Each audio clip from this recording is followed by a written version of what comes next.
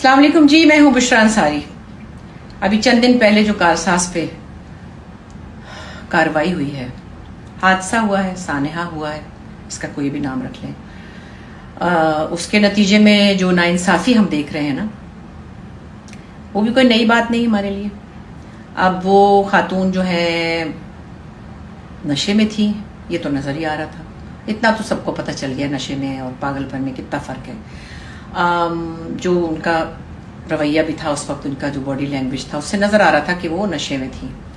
अब वो नशे में थी तो भाई फिर उनको क्या पता चला, उन्होंने कीड़े मकोड़े रौंद दिए ज़मीन पे। और अब जाहिर है कि वो प्रिविलेज्ड ख़ानदान से हैं तो उनको आसानी भी होगी, पागल करार दे के तो उनको बाहर बाहर भेज देंगे।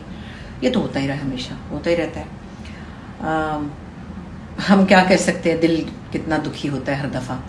फिर हम चल पड़ते हैं ज़िंदगी की तरफ और हम देखते रहते हैं नाइंसाफ़ी को, और हम कुछ कर नहीं पाते ना। लेकिन वो इंसान जो बेकसूर इसकी जद में आ गए और जिन्हें कुचल दिया गया, उनको शायद थोड़े बहुत पैसे वैसे दे देंगे, समझा लेंगे, मना लेंगे, कितनी जिद करेंगे वो। फिर एक जगह आएगी वो मजबूरन मान जाएंगे। ज़ाहिर है मोटरसाइकिल वाले थे तो कोई इतने प्रिविलेज तो नहीं होंगे। अगर उनको करोड़ करोड़ रुपया दे भी दिया तो शायद उन्हें कभी ज़िंदगी में देखा नहीं होगा। मजबूरन फिर उनको लेना ही पड़ेगा ना, क्योंकि वो क्या करें। तो ऐसा तो होता ही रहता है। लेकिन खैर, अब इसकी रोकथाम कब होगी, कैसे होगी, मुझे नहीं समझ आती कि हम किसको ब्लेम करें। ये तो बहुत प्रिविलेज पढ़े लिखे लोग लग रहे हैं, जो तो बेचारे सड़क पे पड़े हैं हीरोइनची, वो तो गुर्बत के मारे पड़े हैं। इनके पास ज़रा बहुत ज़्यादा प्रिविलेजेस हैं, वो उनको समझ नहीं आ रही इसका क्या करें। खैर, मेरी बड़ी बहन नीलम अहमद बशीर, जो कि बहुत जानी मानी राइटर भी हैं, शायरा भी हैं, उनकी कुछ बड़ी अनोखी सी पोइट्रीज़ होती हैं जो आप सुनते हैं। कभी मैं पढ़ती हूँ, कहीं बाहर भी तो फ़नी होती हैं, कभी सेटायर ओरिएंटेड होती हैं, सियासी भी होती हैं। जैसे आपने पीस सॉन्ग बड़ा अप्रिशिएट किया था, गवांडने गवांडने, वो नीलम बाजी ने लिखा था। और फिर एक उनका है वो वारी वारी आंदे जाओ तो खांदे जाओ, तो वो हमेशा कुछ ना कुछ इशू बेस्ड लिखती रहती है। तो इस पर्टिकुलर चीज़ के लिए उन्होंने एक छोटा सा कुछ लिखा कलाम, मैंने सोचा आपके साथ शेयर करूं। इसका नाम है पराडो वाली पागल। तू ना फिक्र कर, कुछ नहीं होगा, कातिला लड़की कुछ नहीं होगा, तेरी पराडो का कुछ कसूर नहीं। सड़क पे लोग चलते ही क्यों हैं, ये कीड़े मकोड़े निकलते ही क्यों हैं।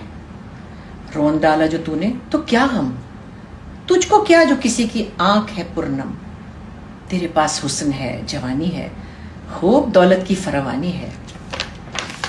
कहते हैं कि तू किसी नशे में थी, जिंदगी तो तेरी मजे में थी।